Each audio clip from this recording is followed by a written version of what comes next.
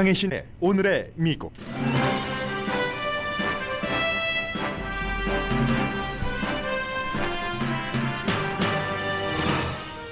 한국 서울과 부산시장 보궐선거 결과를 미국을 포함한 해외에서도 문재인 대통령에 대한 심판으로 보도합니다. 실망의 포인트는 어느 정치인들과도 같았고 여성 권리를 보호하지 않았으며 주택, 코로나 바이러스 백신 등 대응에 실망한 유권자가 마음에 안 들지만 야당에 투표한 결과라는 분석입니다.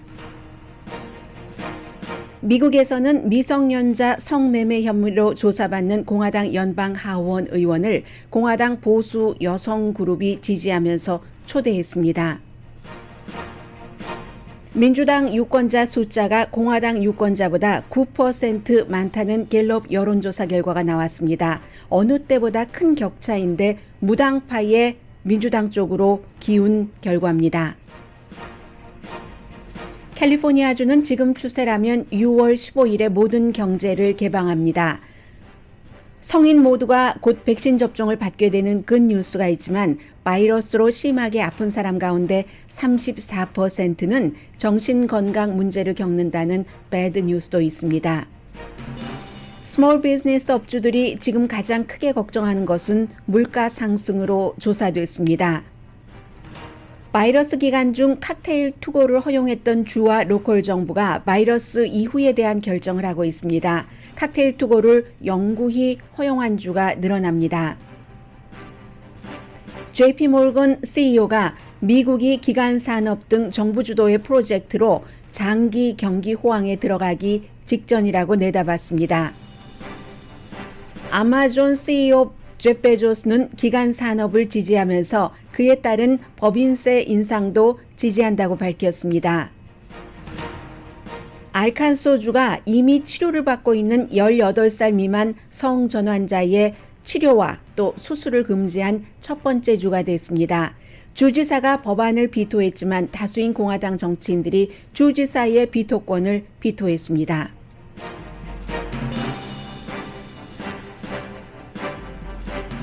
여러분 안녕하십니까? 오늘의 미국 강혜신입니다. 오늘의 미국에서 한국 뉴스는 거의 전해드리지 않고 있습니다만 한국 뉴스라기보다는 그 미국에서 본 해외에서 본 이제 그 한국의 이번 서울과 부산 그 보궐 선거에 대한 결과를 해외에서는 어떻게 보고 있는가, 한국과 똑같이 보고 있는가, 미국에 살고 있는 코리안 아메리칸 시각과 같은가 하는 점에서 먼저 전해드리겠습니다. 더군다나 이제 이번 선거는 임기가 1년밖에 남지 않았기 때문에 문재인 대통령이나 지금 여당의 큰 그 변화가 올 수도 있고 또 하나는 뭐 윤석열 전 그 검찰총장이라든가 또 그 많은 양보를 해서 오세훈 서울시장을 당선하도록 한 그 안철수 전 의원의 입장은 어떻게 되는가, 대한민국의 중대한 미래가 걸려있는 보궐선거지만 그런 그 선거이기 때문에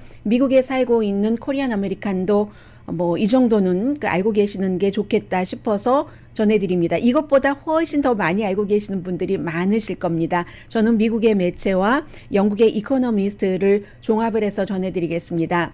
한국에서는 선거 치러지기 직전까지 지금은 결과가 나왔습니다마는 오세훈 서울시장 당선자 그리고 이제 그 박영준 그 부산시장 당선자가 나오고 민주당의 그 후보들이 박영선 후보도 그렇고 김영춘 후보도 다 말하자면 패배를 시인을 했는데 한국에서는 당연히 이번에 그 여러 가지 문제 때문에 그 야당 후보가 당선될 것이다 하는 생각이 있었으면서도 사전 투표에 많이 그 반대를 했었던 한국의 그 보수 쪽에서의 분위기요. 그런 그 보수 쪽의 분위기가 그대로 그 미국의 선거가 치러질 때는 미국이 부정선거였다 하면서 트럼프 전 대통령을 강력히 지지했었던 그룹입니다.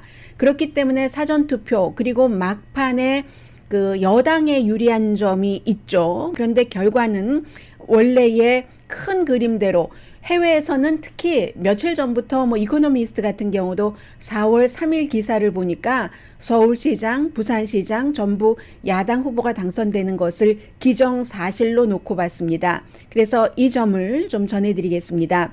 한국 사람들은 미국과 영국에서 볼 때는 두 가지 나쁜 옵션 중에서 선택할 수밖에 없었던 서울시장, 부산시장 보궐선거로 판단을 하고 있습니다. 언제나 민주당에게 투표를 했었던 영등포 시장에서 어떤 작은 그 식당에서 뭐 닭도 드시고 하시면서 오징어 볶음도 드시고 하시면서 막걸리를 마시던 그 71세의 어떤 분께서 하신 얘기입니다. 언제나 나는 민주당, 그러니까 그 민주당의 이름은 많이 바뀌었지만 투표를 했지만 71세 되신 분인데 굉장히 실망했다고 얘기를 하면서 그렇다고 보수를 좋아하는 건 아니라는 거예요. 보수도 싫어하지만 내년 대통령 선거에서도 야당 후보를 찍겠다 이렇게 얘기하신 분이 계시는데, 이분을 한 분의 예로 들어서 그 문재인 대통령에게 다른 것을 기대했었던 한국의 국민들이 뭐 다른 정치인들과 똑같네? 그런 느낌을 지난 4년 동안 받았었고, 지금 그 대통령의 지지율이 35%로 뭐 재임 중 그 최저라고도 볼 수 있고요. 해서 이번 선거가 문재인 대통령에 대한 심판이었는데, 다른 방식으로 한다더니 똑같아. 서울대학교 학생인 것 같아요. 강원택 씨 이런 얘기를 했고, 다른 방식이라는 게 공정함을 얘기하더니 자신들의 그 이너 서클만 보호를 했네 하는 젊은이들의 그 실망이 굉장히 컸다는 겁니다. 그리고 이제 또 그 가장 중요한 축에는 왜 이 보궐선거가 치러지게 됐는가, 그 오게돈 전 부산시장이나 스스로 목숨을 끊고만 박원순 전 서울시장이나 전부 그 여성을 학대했다는 그런 그 스캔들이 있어서 박원순 시장은 그렇게 생을 마감했고, 지금 오게돈 전 부산시장은 재판을 기다리고 있는 중이잖아요. 그런데도 민주당에서 이 두 가지 사건이 일어났을 때 여성들을 보호하는 입장을 취하지 않고, 그 같은 내가 그 시장들에게 당했다 하는 여성들을 거짓말장이라고 했었다는 것에 대해서 정치에 전혀 관심이 없었던 여성들이 굉장히 비난했다는 점을 강조합니다. 이 점이 한국보다 그 미국이나 영국에서 더 많이 포커스를 두고 있는 점입니다. 더군다나 서울시장의 경우는 1월 달에 인권위원회에서 내가 몇 년 동안 그렇게 그 당했었다, 그 박원순 전 시장에게 라고 주장을 한 그 여성의 말이 맞다고 그 판정을 했고요. 그리고 이제 40세의 사무실 그 직원인 서울 여성이 박원순 전 서울시장이 나를 굉장히 화나게 했다. 그리고 그 이후에 민주당의 대응이 이런 얘기를 했습니다. 한국에서 강조하는 부분들을 미국이나 그 영국에서도 강조를 합니다. 아주 뭐 당연한 거잖아요. 주택 문제가 있었고, 더군다나 최근에 나온 그 LH 사건이요. 직원들이 땅 투기를 하고, 또 하나 강조하는 거, 한국에서 많이 강조하지 않은 그것에 비해서는 미국과 영국에서는 굉장히 많이 강조를 하는 게, 김상조 지금은 그 대통령 그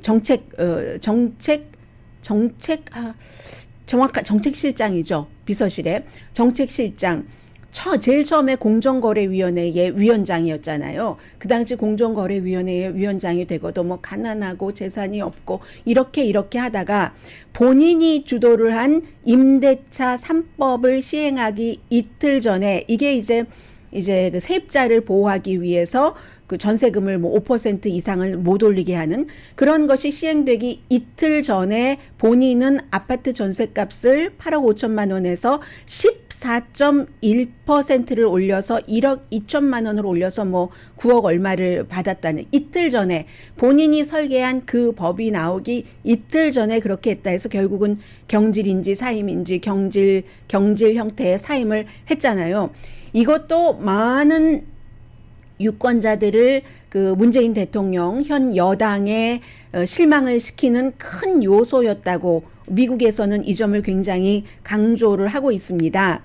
그리고는 이제 코로나 바이러스죠. 코로나 바이러스로 인해서 이것은 그 문재인 대통령의 문제는 아닙니다만 처음에 굉장히 그 대응을 빡빡하게 해서 한국이 그 감염자가 나오지 않았기 때문에 미국에서도 모델로 봤습니다. 그런데 그게 이제 그 경제 그 개방을 너무 유권자 입장에서 안 하다 보니까 경기 회복이 제대로 되지 않는다는 거죠. 그리고 이제 최근에 백신이 나오고 나서 엊그제 어떤 세계적인 자료를 보니까 한국 국민은 한국에서는 어떻게 발표하는지 제가 거기까지는 체크해 보지 못했습니다. 세계적인 자료에서는 한국 국민은 1% 정도 백신 접종을 받은 것으로 알고 있는데 이런 것들이 국민들을 만족시키지 못했다 하는 것이요. 해서 그 여당을 싫어하고 그렇다고 해서 야당을 좋아하는 것도 아니라는 겁니다. 그렇기 때문에 이번 선거 결과는 그 야당이 이겼다는 게 아니라 여당의 패배로 해석을 해야 된다. 이런 분석이 나오고 있고요. 왜 그러면 그 야당을 싫어하는가? 보수라고 그 자처하는 야당을 왜 싫어하는가? 야당은 새로운 아이디어도 없고 새로운 퍼스널리티, 새로운 사람도 없다. 오세훈 지금 당선자도 10년 전에 서울시장을 했었던 사람이다. 뭐 박형준 그 교수는 조금 다르지만요.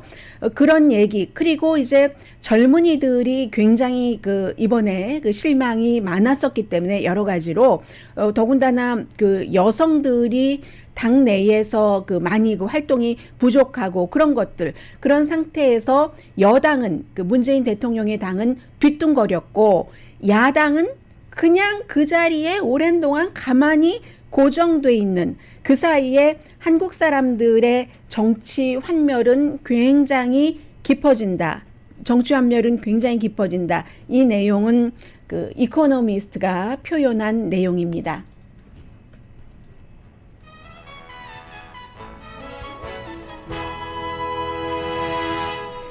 네, 그리고 이제 4년이지만 크게 미국에서 보면 그렇죠. 제일 처음에 인기가 많이 올라갔었던 이유도 그 이유지만 그것이 인기가 내려가는 이유이기도 하다고 보여지는 것은 북한과의 그 남북 회담이라든가 미국, 북한, 한국과의 이 회담 자체가 굉장히 그 비핵화라는 정의부터 제대로 되지 않았고 나중에 이렇게 들춰보면은 조금 너무 이루고자 하는 그런 것이 많아서 사실 전달에서 조금 문제가 있었던 부분이 있고요. 그리고 두 번째는 이제 조국 사태 때 그 당시도 검찰이 워낙에 어떠한 그 불편부당한 일을 많이 했기 때문에 검찰 개혁이라는 거대한 목표가 있으면 설령 그 조국 부부의 조국 가정에 여러 가지 조금 흠집이 있다 하더라도 그거 뭐 다 하는 거 다는 아니죠. 있는 사람, 할 수 있는 사람들이 하는 일이겠죠. 여러 가지가. 그렇게 사람들이 많이 그 묻어뒀었는데 그러다가 거기서 이제 젊은이들의 표가 많이 날아갔고 북한 문제에 대해서는 중도파의 표가 세월이 흐르면서 어머 이거 아니었네 하고 날아갔고, 그리고 부동산이라든가 또 뭐 김상조 정책실장 문제, 또 여성들에 관한 그 문제, 전 시장들의 문제, 이런 것은 이제 전 국민적인 그 이슈로서 어떠한 그 이번 선거에 그 큰 영향을 미쳤다. 뭐 이렇게 봐도 크게 다르지는 않을 것 같고요. 그리고 한국은 이렇게 분명히 많은 여성들이 정치에 관심이 없었어도 특히 서울과 부산 그 시장 보궐선거가 그런 여성 스캔들이 있었던 전 시장들이기 때문에 미국에서는 주목을 하는 겁니다. 그 부분에 대해서. 그런데 막상 미국에서는 어떠냐면요. 제가 요 며칠 계속 전해드리고 있는데 오늘은 트럼프 전 대통령도 처음으로 그 얘기를 했는데 트럼프 전 대통령을 강력하게 지지했고 공화당의 떠오르는 별이었던 그 맷 게츠 플로리다주의 연방 그 3선 하원 의원이 지금 17살 여자아이를 성매매를 했느냐 안 한 여자아이라고 해서 죄송합니다. 다 인격체인데 그 부분에 대해서 조사를 받고 있는데도 불구하고 보수적이라고 자신들을 자부하는 여성들이 우리 이 사람을 초대를 하겠습니다. 워싱턴 DC에서 금요일에 행사가 있거든요. 그 행사에 아마 트럼프 전 대통령도 가는 것 같아요. 워싱턴 DC가 아니고 플로리다주에서 열립니다. 그래서 이제 그런 것들, 여성 그룹인데도 보수를 자처하는 여성 그룹인데도 물론 혐의가 완전히 완결된 것은 아닙니다. 유죄다라고 한 것은 아니지만 트럼프 시대에 연방 법무부에서 지금 조사를 하는 것이고, 그리고 이제 제가 자세한 말씀을 안 드리려고 조금 많이 삭제를 했었는데 이 의원이 연방 하원 의원이 되기 전에 플로리다주에서도 한 6년인가 6년, 7년, 6년 정도 주에서 그 정치인으로 활동을 했었거든요. 하원 의원을 했었거든요. 그 아버지도 플로리다주의 정치인이었고 할아버지는 뭐 다코타에서 온 가족이에요. 이제 정치인을 했었고 정치인 집안이에요. 그러니까 어렸을 때 딱 정치에 들어갈 수 있었던 것인데 이 사람이 플로리다주에서 정치를 할 때도 아주 누구나 다 아는 비밀이었답니다. 그 정치인들 사이에서 어떤 것을 했냐면 게임을 했어요. 여성들을 놓고. 내가 여성과 의회, 그 플로리다주의 의회 안에 있는 이 여성들과 얼마나 많은 여성들과 잠을 자는가 해서 잠잘 때마다 인턴과 잠을 잘 때, 어떤 다른 스텝과 잠을 잘 때, 그 여성, 그 플로리다주의 정치인과 잠을 잘 때마다 포인트를 올리는 이런 게임들을 했고 그 같은 태도가 연방 의원이 됐는데도 전혀 바뀌지 않았다는 겁니다. 그래서 이제 같이 그 잠을 잔 여성의 옷 다 벗고 플라호프하고 하는 것을 다른 의사당 안에서도 그 플로어에서도 다른 정치인에게 보여주고 했었다는 거죠. 여기까지는 거의 참인 것 같고요. 그러니까 이런저런 것을 트럼프 시대의 법무부에서 조사를 하기 시작했는데도 미국의 보수적인 단체라는 여성 단체 이름이 어떻게 되냐면요. Women for America First 프로 트럼프 단체입니다. 여기서 어제 저녁에 이 그 맷 게츠 의원을 칭찬을 하면서 왜 칭찬하느냐? 지금도 몇 안 되는 트럼프 전 대통령을 방어하는 의원이다 하면서 금요일에 Save America Summit, Save America 뭐 정상회의라고 이름을 붙인 그런 이벤트에 초대를 하니까 이 의원도 고맙다라고 이제 그 트윗을 하고요. 지역구 주민들도 마찬가지예요. 그런 거 별로 상관하지 않는 것 같아요. 지역구 의원들도 언론이 트럼프 지지자이기 때문에 그 사람을 비난을 한다. 비난이 아니라 연방 법무부에서 17살 어린이에게 돈도 주고 비행기표도 주고 호텔값도 대고 하면서 잠을 같이 잤는가 자지 않았는가를 조사받고 있는 사람입니다. 그렇게 한다고 하고 트럼프 그 전 대통령도 참석을 하는데 처음으로 트럼프 전 대통령도 바로 이 게츠 의원에 대해서 오늘 얘기를 했습니다. 처음으로 말했는데 어제 어떤 얘기가 나왔냐면 게츠 의원이 트럼프 전 대통령 임기 마지막에 선제 사면이라는 것. 본인이 이 같은 조사를 받고 있는데 만약에 유죄가 되면은 미리 사면을 받는 선제 사면을 요청을 했다는 보도가 나왔습니다. 그런데 당시에 이 그 백악관의 법률 자문들이 노노노노 여긴 개입해서는 안 돼서 일이 성사되지 않았다는 것이고 그 같은 보도를 할 때 많은 매체가 얘기한 것이 이 게츠 의원이 트럼프 전 대통령에게 직접 선제 사면 해주세요 하고 요청했는지 간접적으로 요청했는지는 알 수 없다라고 그 보도를 했었는데 트럼프 전 대통령은 오늘 아침에 게츠 의원이 나에게 사면 요청 안 했었다. 그리고 또 하나 중요한 거. 그가 여성들과 잠을 안 잤다고 하지 않느냐. 이게 트럼프 전 대통령의 얘기고 트럼프 전 대통령을 지지하는 여성 그룹은 이 같은 혐의 그들에게는 그 아무렇지도 않다는 것이 한국에서 그 많은 그 여성 유권자들이 생각하는 것과는 좀 달라 보입니다.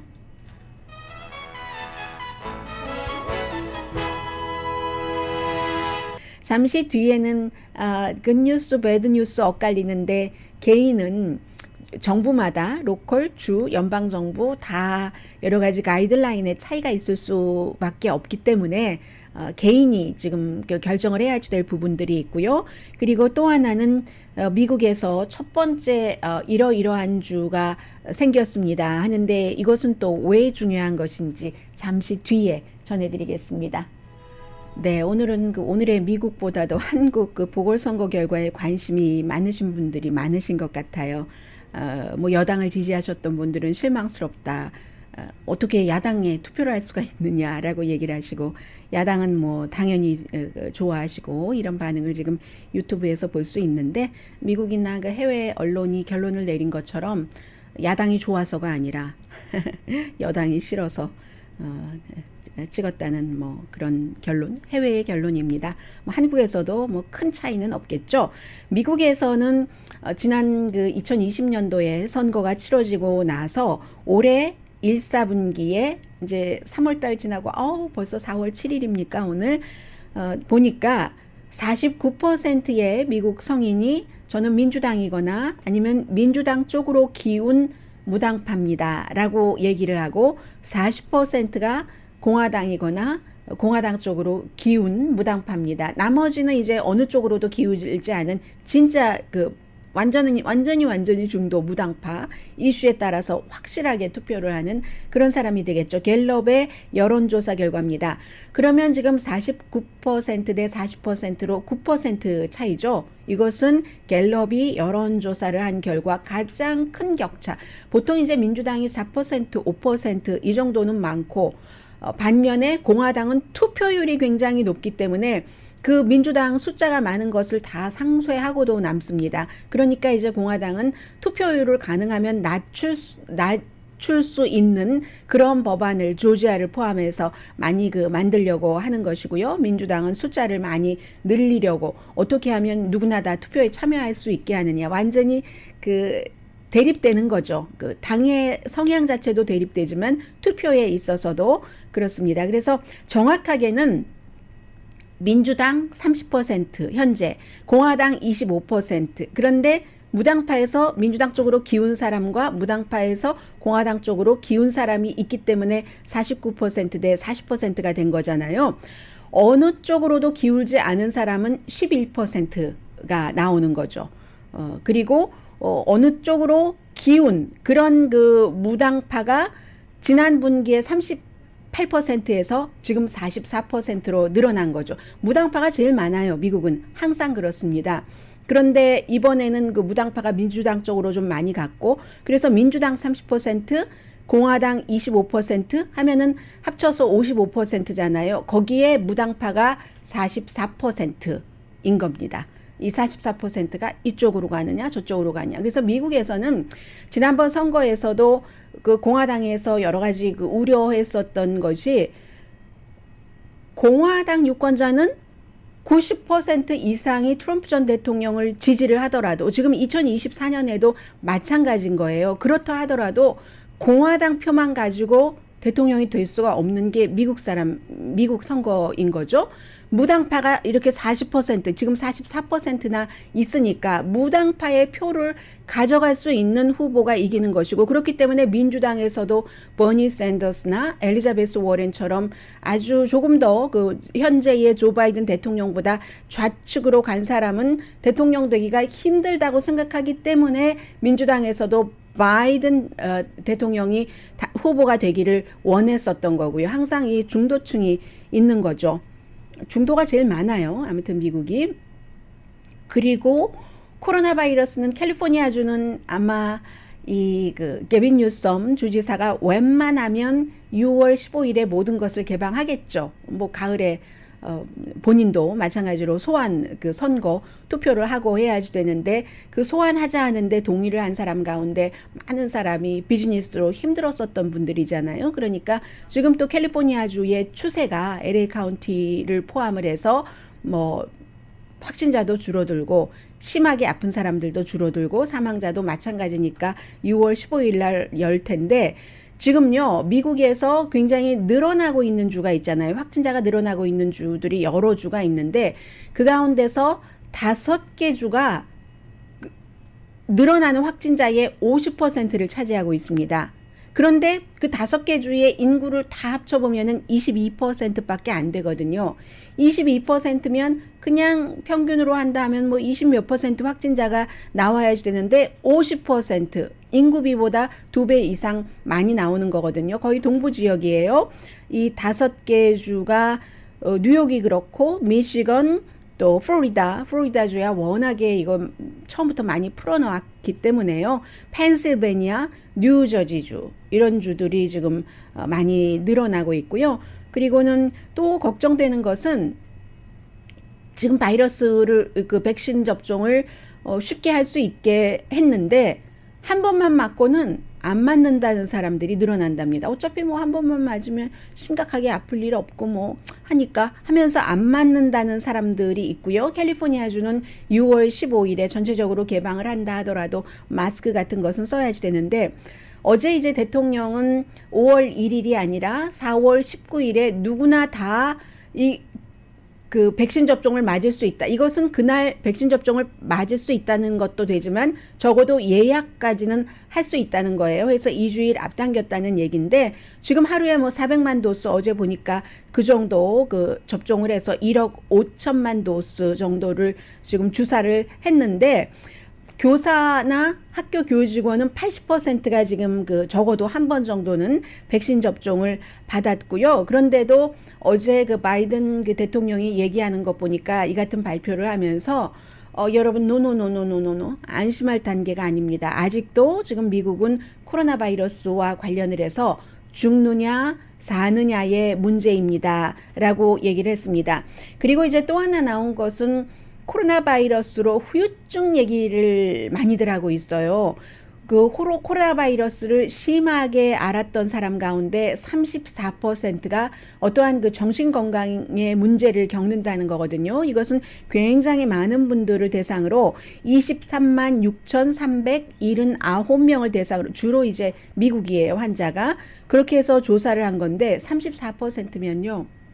3명 가운데 1명이 코로나 바이러스를 앓았던 사람이 심각한 정신적인 문제를 앓고 있다는 겁니다. 뭐 정신적인 문제가 카테고리가 너무 많지만 대표적으로는 우울증이라든가 불안감이 제일 많았어요. 17%가 불안감, 정서적인 불안정, 뭐 정서가 좋았다 나빴다 뭐 여러 가지 있잖아요. 조울증 비슷하게 그런 사람들이 14%고 또 게다가 모든 병은 나중에 가면 불면증으로 오잖아요.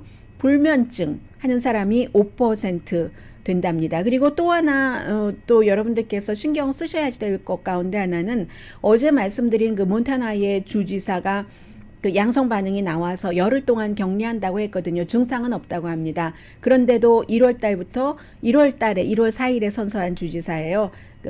그렉 지아폴트라는 주지사인데 이 주지사가 선서하고 나서 정규적으로 계속 그 테스트를 받았는데 양성 반응이 나왔고 지난주에 첫 번째 백신 접종을 받았답니다. 그러니까 아직까지는 지난주에 백신 접종을 받았으니까 그 백신이 항체를 만드는데 충분한 시간이 지났다고 볼 수는 없죠. 그래서 어쨌든 백신 접종을 받고 나서도 여러분들께서 그 조심하셔야지 될 것 같고요. 그리고는 이제 이 문제는 그제는 제가 전해드리지 않았어요. 그런데 어제 어제 전해드리지 않았던 문제에 또 하나가 얹혀져서 미국에서 또 다른 역사를 알칸소라는 굉장히 보수적인 주가 쓰게 된 겁니다. 젊은, 영한, 영이 들어가야지 돼요, 여기에. 영한 성전환자의 성 관련 치료나 그리고 이제 그런 수술을 하는 것을 금지하도록 했습니다. 그런데 이것을 금지하면은 안 된다고 통과가 됐어요, 법으로. 공화당이 주도하는 주니까 알칸소가 주지사도 역시 공화당 주지사고요. 그런데 소아과 의사, 소셜 워커, 부모들 이런 사람들이 많이 이 법안은 통과되면 안 된다고 반대를 했거든요. 그러자 이제 에이사 허친슨 비교적 이제 주지사 500명이래요. 50명 가운데 유명한 그 주지사잖아요. 이 허친슨 주지사가 이 같은 그 부모와 전문가들의 말을 듣고 공화당이 통과시킨 법안을 비토를 했습니다. 주지사 얘기는 뭐냐면 너무 많이 나갔다. 왜냐하면 그 치료도 받을 수 없도록 하는데 이미 성전환 그 수술을 받고 호르몬 치료를 받아야지 되는 그런 그 젊은이들이 있잖아요. 그런 젊은이들은 어떻게 하라고? 내가 이것을 성전환 수술해 주는 것만을 금지한다 하면은 아마 이 법에 서명을 했을 것이다 라고 얘기를 하면서 이미 성전환을 한 그런 그 젊은이들까지 치료를 받지 못하게 한다는 것은 내가 비토할 수밖에 없다고 공화당 주지사가 비토를 했습니다. 그리고 뭐 소아과 의사라든가 또 소아과 의사 협회도 뭐라고 주장을 하냐면 너무 위험하다는 겁니다. 그런 경우에 이제 자신의 성의 정체성에 대해서 요즘 한인들도 그 성의 정체성에 대해서 고민을 하고 나는 아무래도 그 레즈비언 같아, 게이 같아, 아니면 양성인 것 같아라고 어느 시점인가는 결론을 내리는 그런 젊은이들이 있습니다. 부모님들 세대의 정서와는 많은 것이 다른데 그러한 그 아들, 딸들을 그 문제는 그 문제로 하고 나와 정서가 맞지 않지만 대부분 나중에 가면은 부모님들이 그 아이를, 아들, 딸을 그냥 있는 그대로 받아들이죠. 집안에서 받아들여도 사회에서 굉장히 어려운 점이 많은데 이젠 치료까지 받지 못하게 되면 그 아이들이 어디로 가란 말인가. 소아과 협회에서 하는 얘기예요. 자살을 하는 그런 그 비율이 굉장히 높아질 것이다 라고 얘기를 했는데, 그렇기 때문에 이것은 정신건강의 문제고 공공건강의 문제다라고 아무리 얘기를 해도 결국은 그 공화당이 이 말을 듣지 않은 거죠. 그래서 어떤 전문가는 그렇게 얘기를 했어요. 이것은 정말 반공공건강이다. 뭐 이런 얘기를 했는데, 뭐 유명한 시카고의 어떤 병원의 의사가 그런 얘기를 했는데도 불구하고 지금 이미 그러면 호르몬 치료를 받아야지 되는 알칸소에 살고 있는 청소년은 어떡하나요? 다른 주로 이사를 가야지 되나요? 어쨌든 그렇게 돼서 이게 7월 이전에 시행을 할 수 있도록 한 법안이거든요. 이런 경우는 미국이죠. 대체적으로 7월 이전에 일단은 소송에 들어갈 겁니다. 잠시 뒤에 경제 관련 뉴스를 전해드리는데, 요즘 경제 관련 뉴스도 미국에서 굉장히 영향력을 미치는 그 경제계의 지도자라고 할까요? CEO라고 할까요? 이런 사람들도 뭐 본인의 양심에 따라서 그런 것도 있을 테고, 또 행정부가 바뀌었으니까 이 두 가지 이유가 다 그럴 수도 있고, 다른 경제에 대해서, 행정부의 방향에 대해서 전과 다른 입장을 많이 보이고 있거든요. 그게 바로 정책에 반영이 되고 현실 생활로 들어오니까 잠시 뒤에 그 같은 내용 좀 전해드리겠습니다.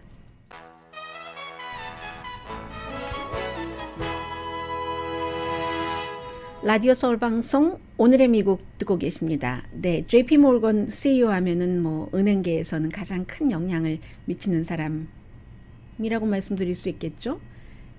제이미 디몬 이 CEO가 매년 이제 이런 CEO들은 주주들에게 연례 편지를 보내죠. 그 연례 편지에서 두 가지를 지적을 했는데, 먼저 경제 문제에 있어서는 미국이 적어도 지금부터 2023년까지 경기 호황을 이어갈 것 같다. 지금 바로 코너에 있다고 얘기를 했습니다. 그런데 이 JP 모건 CEO가 지난해 이맘때쯤은 경기 불황이 올 것이다 라고 경고를 했었거든요. 그런데 왜 그 경기 불황이 갈 수도 있었던 것이 경기 호황으로 이어질 수 있는가, 그 부분에 대해서는 그 정부의 그 중재로 그렇다. 케어 액트 처음에 이제 그 트럼프 전 대통령부터 시작을 해서 지금 바이든 대통령 들어와서 또 역시 아메리칸 뭐 레스큐 플랜이라든가, 아니면 이번에는 기간 산업은 아메리칸 잡 플랜인가 이름이 그렇거든요. 잡 액트인가요? 그런 식으로 정부의 중재 때문에 그렇다라고 얘기를 하면서 백신 배분도 지금 잘 되고 있고 기간 산업이 괜찮기 때문에 결국은 이 JP 모건 체이스의 CEO는 물가 상승 없이, 인플레이션 없이, 그렇다고 뭐 이자율이 확 오르는 것도 없이 안정적으로 2023년까지는 경기 붐일 것이다. 2023년이면 내년 후년까지네요. 그래서 이런 모든 것들을 이제 새로운 버전의 그 마셜 플랜이라고 부르고 있습니다. 2차 대전 끝나고 나서 경제를 다지기 위해서 했었던, 그리고 이제 그 기간 산업 안에 차일드 케어라든가 사회적인 안전망, 뭐 직업 훈련 같은 것이 들어간 것 자체가 고임금 일자리를 늘린다고 보고 있고요. 또 뭐 저임금 일자리도 마찬가지로 어쨌든 노동 참여를 늘린다고 보고 있습니다. 그렇기 때문에 이번 기간 산업 안 이름 자체가 아메리칸 잡이 들어가요. 잡 액트인가 뭐 그런 형태거든. 액트는 법이니까 잡 플랜 뭐 아무튼 아메리칸 잡까지는 들어가거든요.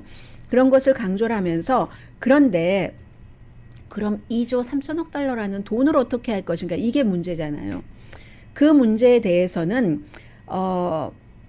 세금 인상이 필요하다. 부자에게, 뭐 가난한 사람에게 세금 인상한다는 건 아니에요. 개인도 40만 달러 이상 버는 사람, 그리고 법인세, JP 모건 체이스처럼 돈 잘 버는 이런 그 회사에 대해서 이게 필요하다라고 얘기를 하면서, 본인은 이제 JP 모건 체이스의 CEO로서 뭐라고 얘기하냐면 이 같은 일을 하는 사람들이 받아들일 것이다. 우리가 내는 세금을 조금 더 내는 것이 가난한 사람을 도와줄 수 있고, 그리고 어떤 그 사회적으로 경제적으로 불평등함을 당한 사람을 도울 수 있다고 생각하면 현재로서는 기꺼이 우리 그 기업들도 거기에 말하자면 고통 분담을 한다는 거예요. sacrifice라는 단어를 쓰기도 했습니다. 그 부분을 얘기를 했고, 그리고 또 하나는 세계의 이 큰 문제 같은 것에 대해서 우리 JP 모건처럼 이 정도의 그 큰 기업 정도가 되면은 어떤 그 역할을 할 수가 있다. 라고 얘기를 하고 있습니다. 기금 모금뿐만이 아니라 공공정책 자체에도 역할을 할 수 있다. 이 공공정책 자체가 무슨 기간산업도 되지만 지금 많은 JP 모건 체이스가 또 그렇게 했고요. 그 뱅크 오브 아메리카도 마찬가지고 아메리칸 익스프레스도 코카콜라, 델타, 에어라인 뭐 다 마찬가지로 이 투표를 하기 어렵게 한 조지아주 법에 대해서 반대하는 그 두 가지를 동시에 얘기를 했습니다. 그런데 이제 미치 매코넬 그 공화당 상원 원내대표는 어제도 그런 얘기를 하더군요. 기업들 그 out of politics에서 정치에서 빠져 하면서 그러면서 기업이 어떤 정책 위반을 위해서 그 정치 헌금을 하는 것은 오케이. 받을 것은 받고 그 나머지는 하지 마라. 정책은 우리가 다 할게. 돈만 줘. 뭐 이렇게 어제 얘기를 했어요. 그리고 또 하나 이 JP 모건 그 체이스의 CEO, 그 제이미 디몬 CEO가 한 얘기에 대해서 제프 베조스가 답을 했습니다. 아마존의 CEO가요. 바이든 행정부의 미국 기간 산업 투자안을 지지하고 이 투자는 결국은 모든 방향에서 양보해야 된다는 것을 아마존은 인식하고 있다. 법인세 인상을 받아들인다. 21%에서 28%까지 할 예정이라고 하고 21%가 되기 전에 2017년에는 법인세가 35%였습니다. 그러니까 또 많은 지적을 하는 분들은 아니 그거 31%에서 아니 21%에서 28% 늘리면 그거 30몇 퍼센트 늘리는 거야. 하지만 그 전에 35%에서 21%로 내려주고 그걸 28%로 올리면 그럼에도 불구하고 그 차액은 이득이거든요. 기업에는 그런 얘기는 하지 않죠. 잠시 뒤에 실제적인 스몰 비즈니스 업주들과 스몰 비즈니스 업주들이 또 일반 소매 가게에 가시는 분들에 해당되는 것 전해드립니다.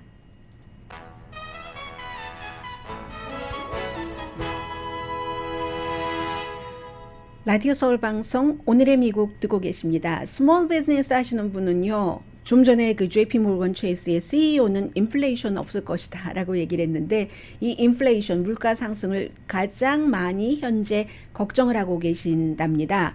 그래서 오늘 한 여론조사 결과를 보니까요. 저는 악시오스에서 이 내용을 봤고요. 10,000명을 대상으로 조사를 했더니 전보다 전에 비해서 50%도 못 본다. 코로나 바이러스 이전에 비해서 이렇게 얘기하시는 분들이 48%는 됐고요. 그런데 인플레이션이 되면 물건값이 오르면 어떻게 하느냐 걱정하신다는 거죠. 그래서 74%의 작거나 그 중간 사이즈의 비즈니스는 지금도 고통을 받고 있는데 캘리포니아주는 많이 닫아 있었지만 지금 62%의 스몰 비즈니스는 완전히 오픈을 했거든요. 다른 주에서 오픈한 곳이 많기 때문에. 그래서 5개월 동안 계속 매출이 내려가다가 지난달에 뭐 한 17% 정도는 늘어났는데 몇 개월 동안 당연히 고용이 멈췄었죠. 그런데 8월 달이 되면은 전에 우리가 감원했었던 사람 다시 하이어할 수 있을 것 같아요. 이렇게 말씀하시는 분들이 98%나 되는데 그렇게 해놓고 재료값이 오르면 어떡합니까? 지난 2개월 동안 재료값이 이미 올랐다는 거예요. 그래서 오너들이 가장 걱정하는 것은 인플레이션 17%. 지난 11월에는 6%였거든요. 인플레이션을 걱정하시는 분들이 그렇다는 거고 또 하나는 지금 뭐 캘리포니아 주정부도 마찬가지지만 주정부 차원에서 굉장히 그 걱정들을 많이 하고 있는데 로컬도 마찬가지고요. 코로나 바이러스 사태 때 술집 바 문을 못 열고 하니까 칵테일을 투고할 수 있게 해줬잖아요. 그런데 그리고 아웃도어에서 뭐 마실 수도 있도록 허락을 하고 했었는데 이거 어떻게 해야지? 어떻게 해야지 되는가? 뭐 팬데믹 이전에도 투고가 됐고 아웃도어에서 뭐 술 마시고 하는 거 허락되는 주가 많지는 않았어요. 뭐 대표적으로 뮤직 페스티벌이 있고 하는 뉴올리언스가 그런 것이 허락이 됐었는데 33개 주와 디스트릭 오브 컬럼비아가 코로나 바이러스 사태 때문에 긴급 어떤 행정명령 형태로 해서 술을 투고해 가는 것을 허용을 했었죠. 그리고 나서 지금 이제 많이 백신 보급되고 가라앉으면서 몇몇 주에서는 그런 것을 영구히 허락을 합니다. 위스콘신, 켄터키, 오하이오, 아이오와주는 이제 칵테일도 투고할 수 있어 하고 대부분의 주와 로컬은 내년에 결정을 한다고 하거든요. 반대하는 사람들 많죠. 경제적인 목적으로, 그리고 시정부 같은 데서는 그런 음주운전이 늘어날 거야 해서 경제적으로는 뭐 맥주 배분 회사, 또 무슨 술을 배분하는 회사, 컨비니언스 스토어, 뭐 그로서리 스토어 같은 데서는 많이 반대를 하고, 이웃들도 이거 술 그렇게 하면은 안 돼요라고 얘기를 하고 있는데, 캘리포니아주에서는 이 부분에 대해서는요, 심지어는 샌프란시스코가 지역구인 민주당의 스캇 비에너라는 의원도 공화당 의원들과 함께 그 힘을 합쳐서 안 된다, 이것은 그렇게 하면 안 돼, 영원히 아웃도어 그 사이드워크 이런 데서, 지금은 이제 아웃도어 사이드워크를 익스텐션해서 술도 마실 수 있게 하는데 그걸 영원히 하지 못하도록 이 알코올법, 리커법을 바꾸려고 한다는 거예요. 이 참 예전에 금주법, 음주법 같은 것이 있고 나서 지금 얼마 만에 이 알코올과 관련된 그 법 문제가 미국에서 이슈가 되는지 모르겠습니다. 네, 오늘의 미국이 끝난 이후에 가장 주목해야 될 뉴스는 이 내용이네요. 한동안 뜸했습니다. 바이든 대통령의 행정명령. 그런데 사람들이 애틀란타, 콜로라도 볼더의 총격 사건 이후에 왜 총기 규제가 안 되는 거야? 대통령은 뭐 하는 거야? 라는 불만이 많았고, 오늘 그에 대한 총기 규제와 관련한 대통령의 행정명령을 이제 발표를 할 예정이랍니다. 강혜신이었습니다.